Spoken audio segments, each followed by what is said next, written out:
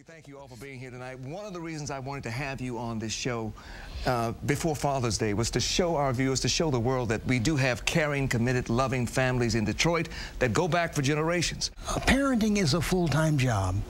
And even in the best of circumstances, very often kids can make their own decisions and go wrong. But it's the responsibility of the parent to set the parameters and then just pray and hope it works. Well, You go ahead. let me refresh your memory. What you told me and Emery, the other brother who's now deceased, was keep your zipper up and don't bring any babies home. Well, that was rather crudely put. Did the Reverend tell you that? That's what he did. But it got the message across. And I didn't get that much advice. At a point before I had the birds and bees talk, I said, what does that mean? I had no idea. But I have to ask you too, though, because times change, but back in the early 50s, late 40s, corporal punishment was not considered child abuse.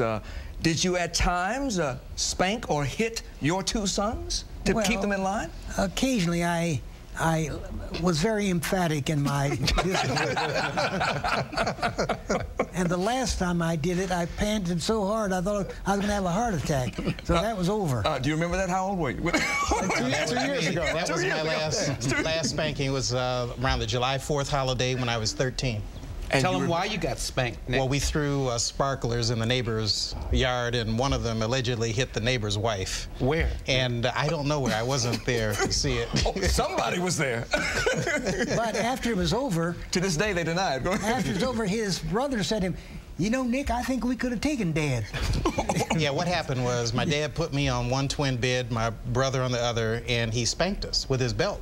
And when we were pulling up our pants and my dad fell out in his room, my younger brother looked at me and said, "You know, Nick, I think we could have taken Dad tonight." And I said, "Just shut up." Just shut up. I don't think even now you can take it. But Noah, That was the last spanking. growing up with two generations so close to you, with Reverend Senior and your father, Reverend Hood, in the house every day, was it different for you as a young man growing up in Detroit? Well, I never got any spankings from this one. I did get a pop or two from Granddad, but, I think it was well-deserved. I don't know what, But you have to ask, why is it that you have somebody like you going to Yale and Harvard, and yet you have somebody like this young man going off to prison? I think some of it is choice, but a lot of it is just luck. I had the luck of being, having my father around. I had the luck of having a uncle with who could give me sound advice, and grandfather around. My mother, it's part of it is, just a blessing, that I did have this support structure, which I don't know this young man's story, but just the sheer presence of the father in the home may have been enough. Yeah, it's not enough to have what everybody's going for now, the mentor. A mentor is only there briefly. A parent is there all the time, the good times and the bad times, and you work with what you have. Well, and you also know, good or bad, whatever I end up doing at some point is going to get back to him, get back to my mother, and I'll take credit for as much of the good as I can, but at the end of the day, whatever happens, whatever choice. And Mom happens to be a federal judge, Denise Page Hood. I should mention that as well. I mean, You should imagine what it's like for the kids to be inquisitioned by a mother who's a federal judge. It's amazing. Not that much due process. everything becomes a federal crime. But not every black father is a jerk. I told my congregation Sunday about when I used to take Noah to school at Bates Academy. At the same time we're there waiting for the doors to open, there was a fellow who would drive with his tractor trailer. You remember that? Yeah. He would drive up with his tractor trailer truck, and he'd be waiting for the bell to ring, just like me. And his kids would jump out of the truck. I said, those kids will never forget that story. I mean, a beautiful story of a father, looking out for his kids. So not every father is a jerk. There are a lot of good stories in Detroit. that just never get written about. We've got EMS workers saying that there will be people bleeding in the streets because of budget cuts imposed by the city council that may force us to eliminate EMS workers and increase the response time so that when you call 911 of marijuana legal for someone to possess over the age of 21, for it or against it. So let's start with the young man on the panel here. There's so many things that it's ridiculous that they're legal in the first place. If I came to you or if I came to the government today to pitch cigarettes and cigarettes were not currently legal, there's no way you would have cigarettes. I think it's highly unlikely that they'll legalize reefer anytime soon. But I mean... Well, speaking to someone who has never inhaled, Reverend, I would suppose you'd be against it. No, actually, you know, I think that for the city it would probably be a good thing to decriminalize it. And then we could focus on more substantive issues.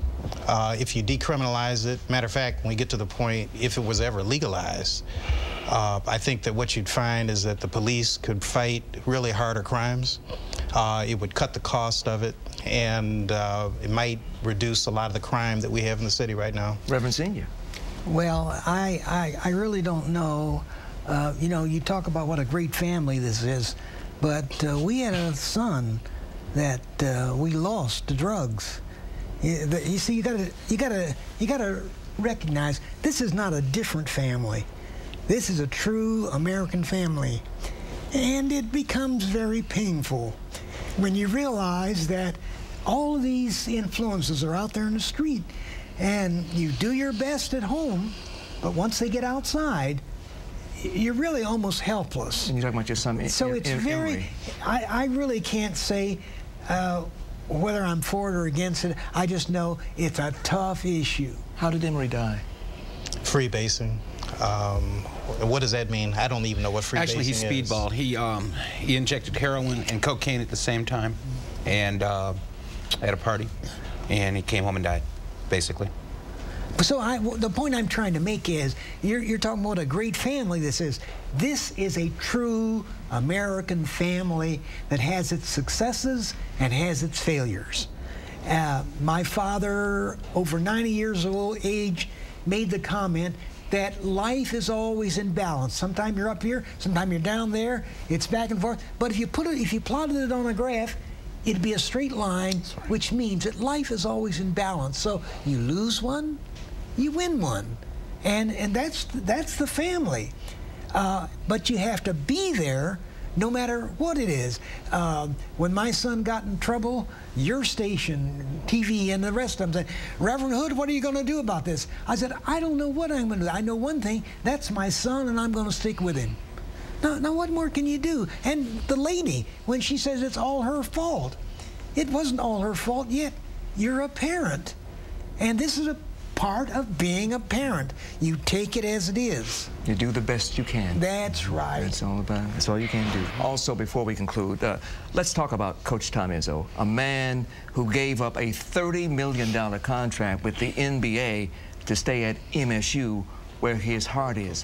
What does that say about him? Does that teach us anything? And I think that Izzo perhaps heard that and thought about it and said, you know what, maybe I ought to stay with something that I really know, which is, you know, NCAA as opposed to NBA. Before we go, what advice would you give to young men who are about to become fathers? Let me say, the advice my mother gave to me was simply this: put your hand in the Lord's hand, and everything will be all right. Well, the advice I tell them is make sure you have a job that can afford to pay for your children. And I said it'll help your marital relations immensely if you have enough money to be able to cover your expenses. All right. Fair enough. We thank the fathers who are here, and we thank you for being here, and a happy Father's Day to all of you, and to all of you fathers out there who are watching, and to my father, happy Father's Day. As always, you can blog away at myfoxdetroit.com. That's it for this edition of Let It Rip.